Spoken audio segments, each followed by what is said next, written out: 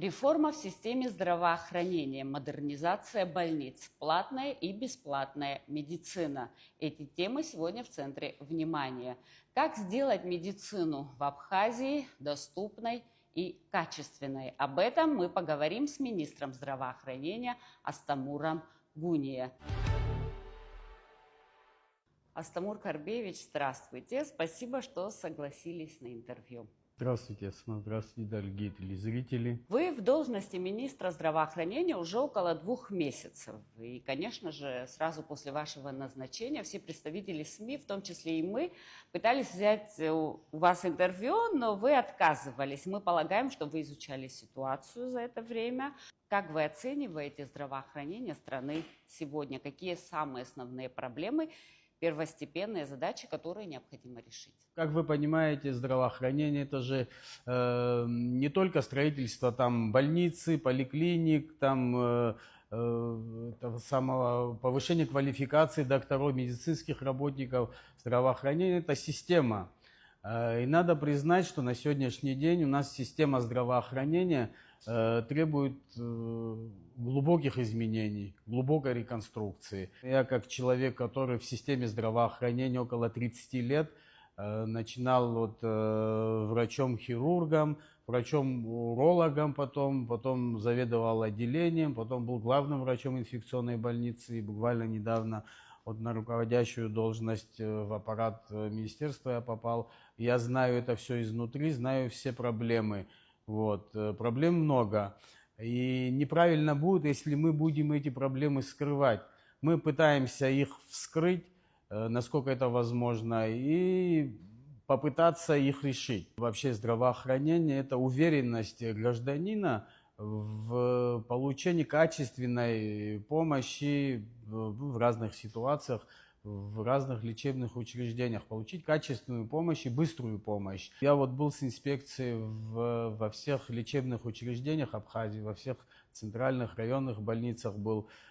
И практически везде идентичная проблема. Отсутствуют узкие специалисты, отсутствует материально-техническая база, которая соответствует нашему времени. Сначала надо организовать достойную медицинскую, доступную, высококвалифицированную медицинскую помощь в центре, насытить центр, как говорится, и потом уже возвращаться к медицине, к доступности в районах. На здравоохранение ежегодно из бюджета выделяется 1 миллиард 35 миллионов рублей. И еще дополнительно выделяются там несколько миллионов на целевые программы. Как вы считаете, этих денег достаточно для того, чтобы оказывать населению качественную медицинскую помощь? 1 миллиард 350 миллионов ежегодный бюджет. Конечно же, львиная доля этого бюджета – это зарплатный фонд. Вы же понимаете, параллельно мы должны закупать лекарственные средства, параллельно мы должны оплачивать лечение наших граждан за рубежом, кого мы направляем, особенно в высокотехнологичные операции, которые у нас произвести невозможно. Также мы должны оплачивать свои долги текущие. Параллельно мы должны закупать оборудование в медицинские учреждения республики. И, естественно, этих финансов не хватает. У нас в ходу разработка законопроекта об охране здоровья граждан и подзаконных проектов. Почему мы сейчас с этим занимаемся в данное время? Потому что мы понимаем возможности нашего государства. Естественно, этого бюджета недостаточно для того, чтобы организовать достойную медицинскую, доступную, высококвалифицированную помощь на территории Абхазии. Нам надо оснастить все наши лечебные учреждения, насколько это возможно, передовыми технологиями. Это касается, естественно, и медоборудования, это касается самого технического состояния самих зданий медицинских учреждений. Как вы знаете, особенно в районах, техническое состояние зданий наших лечебных учреждений оставляет желать лучшего. Я вчера был с визитом в Гудаутской ЦРБ, в Гудаутской поликлинике. Особенно в поликлинике очень плачевное состояние. Совершенно отсутствует медицинская аппаратура, медицинское оборудование. Поэтому для того, чтобы оснастить достойно по последнему слову техники все наши лечебные учреждения, для этого нужно другое финансирование, другие возможности. Говорят, что мы планируем глубокие изменения, глубокую модернизацию отрасли медицинской. Мы не начинаем с нуля. Естественно, у нас есть стратегическое партнерство с Российской Федерацией. У нас есть дорожная карта по развитию здравоохранения Республики Абхазия на 25-27 год, совместно разработаны с Российской Федерацией. В том числе это закон о здравоохранении Республики Абхазия, это о подзаконных актах нового закона нашем о здравоохранении. Также меры по повышению эффективности работы медицинских учреждений на территории Республики Абхазия. Есть меры, которые уже реализованы, есть меры, которые еще в процессе реализации. Например, планируемое строительство Республиканского кардиологического центра уже завершен, покупка ангиографа, эксплуатация уже завершена. Также завершится в июне, в первых числах июня следующего года строительство детской республиканской больницы. Это все совместные проекты. Также реализован проект усиления кадрами лечебных учреждений республики в пик курортного сезона российскими специалистами. Как вы знаете, вот с 1 июля этого года у нас к работе приступили 18 специалистов узкопрофильных в лечебных учреждениях нашей республики. Приступили к работе и будут вахтенным методом находиться на территории, трудиться в течение 3 месяцев, то есть в пик курортного сезона. Также у нас реализуется совместный проект по закупке льготной закупки медицинского оборудования и препаратов. Для того, чтобы поднять медицину на качественно новый уровень, естественно, этого финансирования, этого бюджета недостаточно. Как вы помните, я говорил, что львиная доля этого бюджета – это зарплатный фонд, поэтому надо изыскать другие возможности финансирования. В свете этого идет разработка у нас на сегодняшний день закона об ОМС и ДМС, это имеется в виду обязательного медицинского страхования и добровольного медицинского страхования. То есть это дополнительная возможность финансирования сферы здравоохранения из этих источников. У меня был заготовлен такой вопрос, но раз вы уже затронули тему, давайте все-таки будет у нас внедрен система страхования. Когда это планируется? Прежде всего, мы должны идти по пути гарантирования объема бесплатной медицинской помощи гражданам. Это такой объем помощи, который гарантирует государство. Особенно это касается экстренной медицины, экстренной помощи, родовспоможению. Это касается также социально опасных заболеваний, это касается здоровья людей с ограниченными возможностями, то есть инвалидов. В первую очередь мы должны позаботиться об гарантированной бесплатной медицинской помощи гражданам. И после этого следующим этапом, конечно, надо будет вводить и платные услуги. В республике у нас сегодня функционирует 39 государственных медицинских учреждений. Понятно, что все они были практически построены в советское время, и все они были востребованы, так как население было в разы больше. А на ваш взгляд, сегодня все ли эти государственные медицинские учреждения востребованы в полном объеме?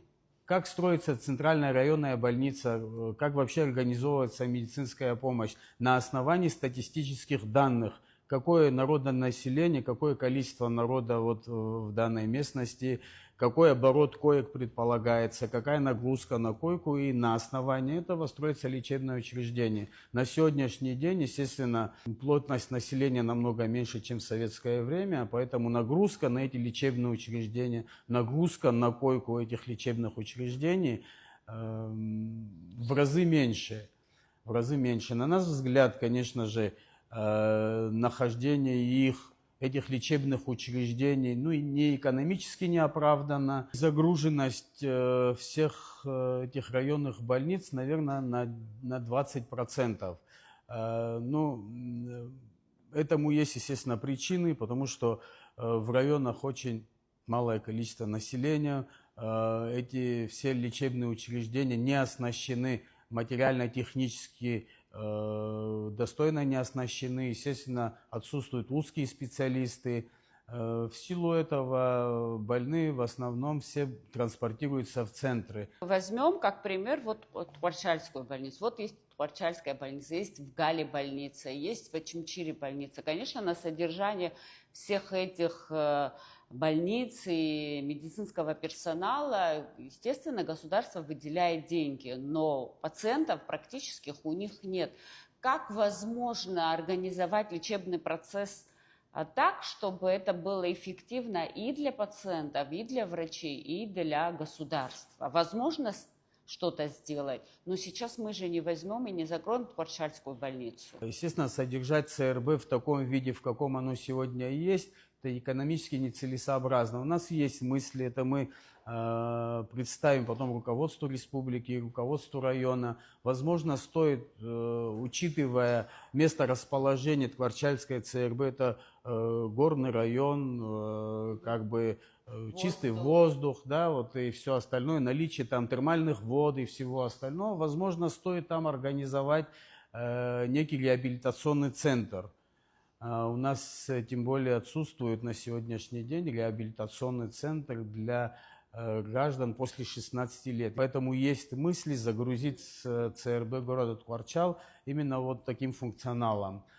Что касается Очамчирской, Гальской ЦРБ, ну и Творчальской ЦРБ, да, есть такие мысли тоже, вот, по крайней мере, у нас тоже будем представлять, централизовать в одном районе, да, вот, где как бы будет удобная локация, наверное, некий такой медицинский центр, куда будут стекаться со всех районов больные, и организовать медицинскую помощь именно там, оснастить, насколько это возможно, оборудованием, возможно, тем оборудованием на первых порах, которое есть во всех 3 лечебных учреждениях, централизовать как бы самих медицинских работников на местах, да, в районах, организовать фельдшерско-акушерские пункты и пункты оказания первой медицинской помощи. И также организовать высококвалифицированную скорую помощь, так, чтобы наши больные транспортировались из района в центральную больницу в короткое время, качественно и быстро.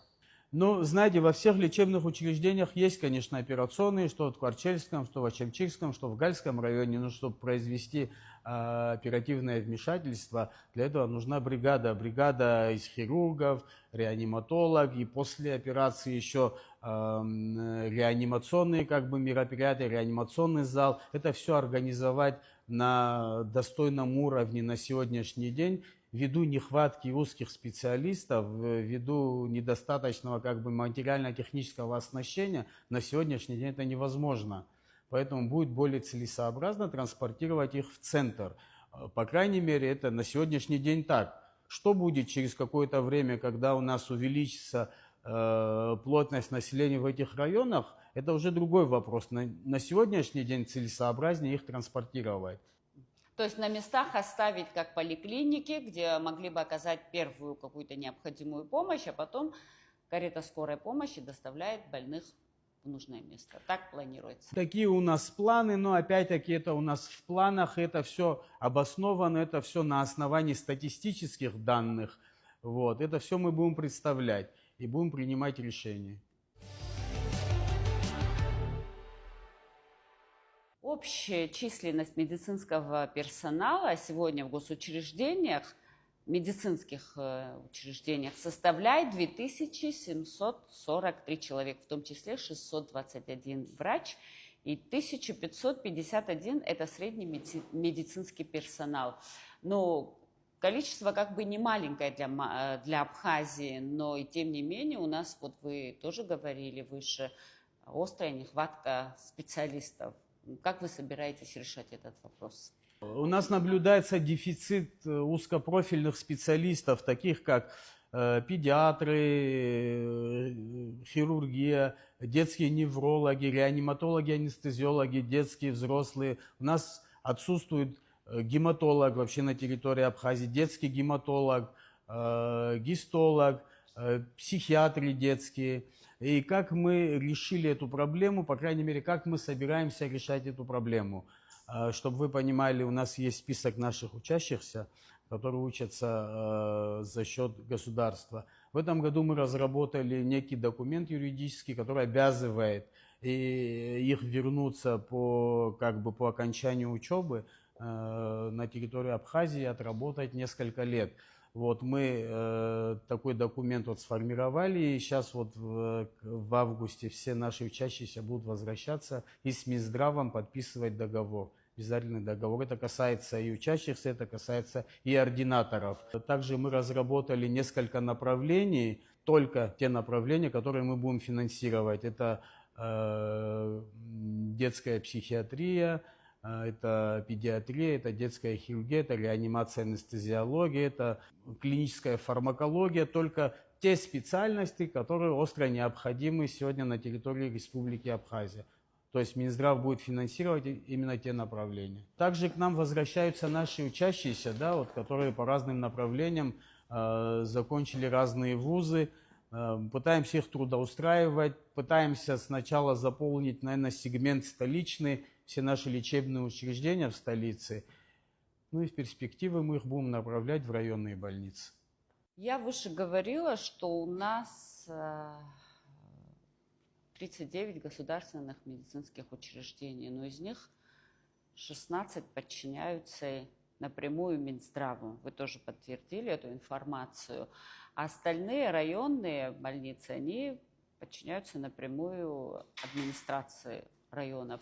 Как вы считаете, нужно ли централизовать и сделать так, чтобы все медицинские учреждения напрямую подчинялись Министерству здравоохранения? Да, на сегодняшний день Министерство здравоохранения на центральные больницы, на районные больницы, вернее, и на городские больницы и поликлиники имеет влияние только методологическое. Мы можем повлиять только на лечебный процесс. Все остальное административное, администрирование, материально-техническое, зарплатный фонд, все это лежит на попечении местных муниципальных управлений. Мы рассматриваем поэтапный переход под ведомство Министерства здравоохранения, централизация всех этих лечебных учреждений районных. Это позволит нам централизовать финансирование объектов здравоохранения, это позволит нам улучшить оснащение этих лечебных учреждений, в разы повысить качество оказываемой медицинской помощи. Буквально недавно инспектировал все эти больницы, и было очень много оборудования медицинского, которое вышло из строя в этих лечебных учреждениях. В том числе, как их восстанавливать, что с ними делать. Есть понимание у нас. У нас в ходу законопроект об охране здоровья населения Республики Абхазия и подзаконные акты. В том числе там рассматривается вопрос централизации.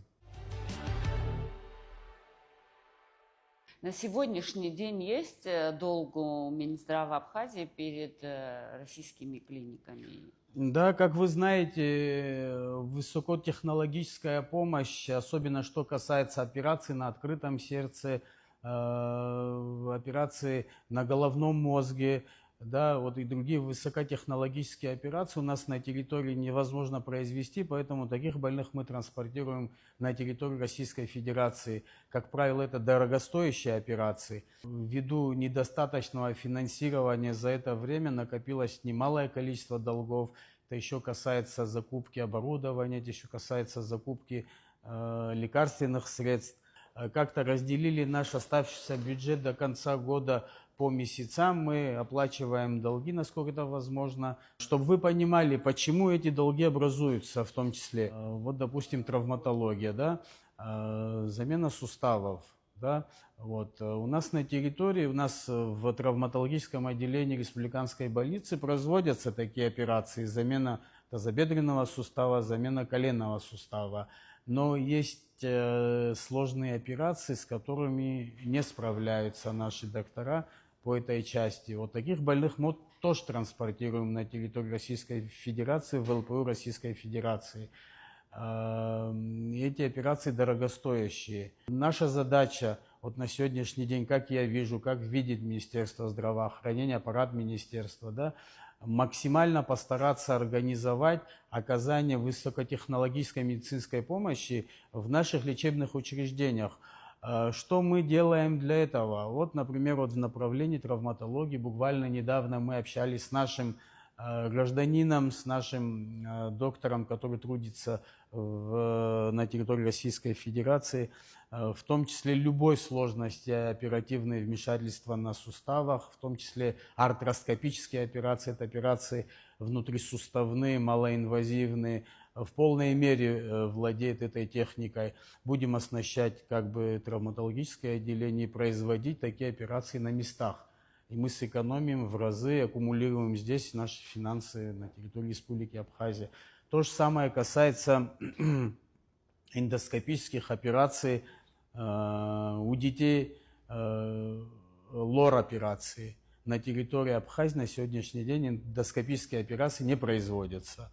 Это вот аденотомия, так называемая, у детей раннего возраста, оперативное вмешательство эндоскопом, то есть неоткрытые операции. Как правило, наши граждане, ну, для этого есть, конечно, и определенные показания, не хотят оперироваться открыто, они выезжают на территорию Российской Федерации и в частных центрах, ну или в государственных учреждениях оперируют эндоскопически эти операции. Вот на сегодняшний день, чтобы минимизировать количество этих больных, которые выезжают за пределами республики, мы заказали оборудование эндоскопическое. В скором времени мы получим, и в лор-отделении на территории республиканской больницы будут производиться такие оперативные вмешательства и такие операции. Это детям раннего возраста. В таком же направлении мы двигаемся по операциям, ну, по офтальмологическим операциям. Очень много финансов уходит на оперативные вмешательства по замене хрусталика пожилым людям. Правда, в основном эти оперативные вмешательства производятся на территории Абхазии, но это в частных центрах. Естественно, Минздрав вынужден оплачивать эти все операции. Ну вот есть у нас тоже такие мысли. Будем закупать оборудование, чтобы в нашей государственной больнице в офтальмологической производились такие операции, то есть оснастить, насколько это возможно, всем необходимым, чтобы производить такие операции в государственном учреждении. Ну, как вы знаете, конечно, на сегодняшний день офтальмологическая больница, здание, где оно расположено, оставляет желать лучшего. Есть тоже кое-какие мысли в ближайшее время, куда мы их будем переводить. Вот. Я думаю, что в течение следующего года мы организуем в другом медучреждении как бы офтальмологическую помощь, достойную на высоком уровне. Допустим, операции на открытом сердце экономически нецелесообразно и невыгодно реализовать это все на территории республики.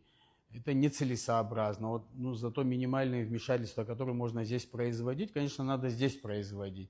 Это экономически правильно, это экономически выгодно. Опять-таки, нам надо развивать наши отношения, естественно, стратегические отношения, сотрудничество с Российской Федерацией. Надо расширять в обязательном порядке, но параллельно мы должны двигаться к тому, чтобы, это наша обязанность, да, усиливать здравоохранение на территории республики максимально, насколько это возможно. Естественно, в том числе с помощью наших партнеров с Российской Федерацией. На сегодняшний день все делается для этого. То есть методологическая помощь из Российской Федерации, кадровая помощь, материально-техническая, вот, то есть по всем направлениям полная поддержка с правительства Российской Федерации, в том числе Министерства здравоохранения Российской Федерации. Долг в цифрах можно озвучить или мы не будем этого делать? Ну, я думаю, что сейчас я не готов вам ответить, потому что этот текущий долг, он ежедневно меняется, поэтому, наверное, не имеет смысла говорить там в абсолютных цифрах, сколько это составляет. Сегодня у нас медицина бесплатная, по закону так, но мы все же знаем, что за услуги медицинские платить надо, и мы все платим в наших клиниках. Вот вы тоже выше говорили, что готовится законопроект, и еще президент Баатыр Агумбов в прошлом году ставил этот вопрос перед Министерством здравоохранения о том, чтобы определить гарантированный объем бесплатной помощи и тарифы на платные услуги. Но все-таки когда будет решен этот вопрос? В течение очень короткого времени решить этот вопрос невозможно. Что сейчас идет, как я вам выше говорил, мы в разработке гармонизации наших законов, закон о платной медицине, это все идет параллельно, и закон об ОМС, обязательного медицинского страхования. Вот у нас 3 закона идут параллельно, и нам нужно какое-то время. Я думаю, что это как минимум до 1 года идет очень интенсивная работа. Вот до 1 года, чтобы довести до логического конца все 3 закона. Если касаться, опять-таки, реформирования, глубоких изменений в сфере здравоохранения, наверное, надо начинать с самого начала. Это касается поликлиник, амбулаторий, скорой помощи, что, как мы знаем, наверное, все-таки легче вылечить болезнь на начальных этапах и выявить, и вылечить, чем потом, когда уже болезнь разовьется и в тяжелом состоянии больной. Вы хотите сказать профилактическая медицина, да. Когда мы говорим о здоровье нации, о здоровье населения, естественно, мы подразумеваем профилактическую медицину, но диспансеризация у нас взрослого населения проводится, по-моему, не проводится. У нас проводили диспансеризацию детского населения, детям особое внимание как бы уделяется, да, старшее поколение, оно остается. А вот я лично в своих передачах, да, программе «Пациент», я периодически призываю людей хотя бы раз в год сдавать анализ крови для того, чтобы проверить свое состояние здоровья. Но для этого нужны свободные деньги. Я понимаю, что не все наши граждане могут себе это позволить. Вот как быть в такой ситуации? Профилактика заболеваний – это более эффективно, это более правильно. На совершенно низком уровне у нас это. Мы совместно с российскими коллегами год назад патронаж диспансеризации детей совместно проводили, выявили очень много заболеваний, поставили на учет очень много диабетиков. На ранних стадиях было выявлено очень много заболеваний. В дальнейшем Министерство здравоохранения планирует, естественно, диспансеризацию взрослого населения уже своими силами. У нас, в принципе, для этого есть возможности. У нас есть передвижные комплексы, рентген-комплекс, у нас есть передвижная лаборатория, у нас есть специалисты. Поэтому, скорее всего, в ближайшее время, я думаю, мы организуем диспансеризацию взрослого населения. Особенно это касается районов. Я хотела бы остановиться на теме медицинского оборудования. Да? Вот, в частных медицинских учреждениях есть все, и МРТ, и КТ, и УЗИ. В государственных с этим проблема. Чтобы сделать УЗИ, надо выстоять часовые очереди.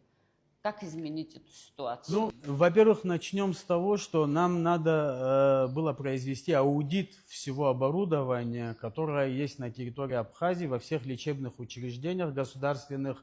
Буквально недавно по нашему поручению был произведен аудит. Не так уж и мало у нас медицинского оборудования во всех лечебных учреждениях. Но в каком они состоянии, насколько они работоспособны, это второй вопрос. Чтобы оценить это, вы понимаете, что у нас недостаточно, у нас нет таких специалистов с образованием, именно с уклоном в медицинскую технологию. Мы буквально недавно взяли в штат Минздрава работника с высшим образованием именно по медоборудованию, и вокруг него будем создавать как бы некое управление, которое будет заниматься медоборудованием во всех лечебных учреждениях Абхазии. На сегодняшний день, вот буквально сегодня к нам приехал десант из Российской Федерации, так назовем десант, из техников медицинских, которые будут обследовать, осматривать все медоборудование во всех лечебных учреждениях, во всех районах Абхазии. Сегодня они находятся в Гарьевском ЦРБ, то есть все оборудование, которое вышло из строя, так как у нас отсутствуют специалисты, мы не знаем, возможно ли их восстановить, их надо списывать, что с ними делать. Вот в том числе эти специалисты будут в течение там недели, если понадобится, может и 2 недель заниматься этим процессом. Что касается вашего вопроса, ну, оснащение частных центров, да, конечно, оснащение частных центров лучше, потому что финансирование, как бы другие источники финансирования у них, они оказывают платную медицинскую помощь. Потихонечку мы тоже двигаемся в этом направлении. Вот буквально недавно, как я вам говорил, в лечебное учреждение пока города мы будем закупать новейшее оборудование, эндоскопическое оборудование, лапароскопическое оборудование, в том числе в травматологию, в лор-отделение, в общую хирургию, в эндоскопию. Будем закупать это оборудование. Ну, так получилось, что на сегодняшний день в лечебных учреждениях уже принципиально устаревшее оборудование. Естественно, это все выходит из строя. Вот на сегодняшний день в республиканской больнице не работает ни один аппарат УЗИ, не работает ни один эндоскоп. Ну, вот мы изыскали возможность, заказали новые эндоскопы, заказали также оборудование для, это впервые, наверное, в Абхазии, для обработки этого оборудования. В тяжелую минуту всегда друзья приходят на помощь. Вот друзья из Российской Федерации, это такая компания фармацевтическая «Биофарма», генеральный директор Комягин Валерий Николаевич, замдиректора Микертычева Екатерина Владимировна, буквально в короткий период времени обещали поставить нам новые аппараты УЗИ стационарные, в том числе эндоскопическое новое оборудование. Я думаю, что в течение 1 месяца мы получим это оборудование в виде гуманитарной помощи от наших друзей. Вы возглавляли инфекционную больницу около 5 лет, и вы сумели работу наладить так, чтобы больница была для пациентов. То есть это не мое мнение, это мнение большинства наших граждан. Вы сумели наладить работу больницы, сделать ее эффективной. В чем ваш секрет? Ну, секрета никакого нет. Это не мне судить, конечно, насколько там улучшилась работа. Но раз вот вы так говорите, наверное, что-то и улучшилось. Просто надо работать. Надо работать. Ничего нового придумывать не нужно. Все уже придумано, все уже посчитано. Надо работать, и все будет нормально.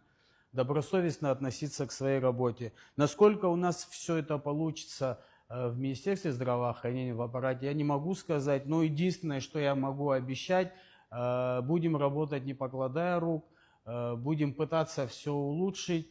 Для этого есть поддержка руководства республики, беспрецедентная. Вот, для этого есть поддержка наших партнеров, друзей из Российской Федерации, в том числе и Министерства здравоохранения Российской Федерации. Так что я надеюсь, мы все вместе сможем качественно улучшить уровень оказываемой помощи медицинской на территории Абхазии. Ну, как известно, короля делает свита. Вы назначили себе заместителя нового, взяли помощников, советников. Почему ваш выбор пал на них? Наверное, потому что это проверенные люди, это люди, которые не скомпрометированы, эти люди, которые добились в своей сфере каких-то результатов. Как вы понимаете, этот механизм, чтобы он работал, каждая составляющая этого механизма должны делать свою часть работы максимально эффективно. И только в этом случае будет какой-то результат. На мой взгляд, как мне кажется, вот все те люди, которые меня окружают на сегодняшний день, именно вот такой вот механизм. Я надеюсь, с их помощью как-то мы добьемся успехов. Что я вам хочу сказать? Вы сами по моему интервью видите, что я не особо мастер разговаривать. Есть много мыслей, но как бы как-то что-то нас ограничивает, да, вот в том числе эти камеры, эта обстановка. Поэтому выразить и сказать все это не могу, но надеюсь, что я все это смогу показать на деле. Астамур Карбевич, я благодарю вас за беседу. Я хочу сказать, что наши люди, наши граждане, они доверяют вам, они надеются на вас и надеются на то, что под вашим управлением качество оказываемой медицинской помощи будет высокой. Спасибо вам большое за интервью. Спасибо за доверие.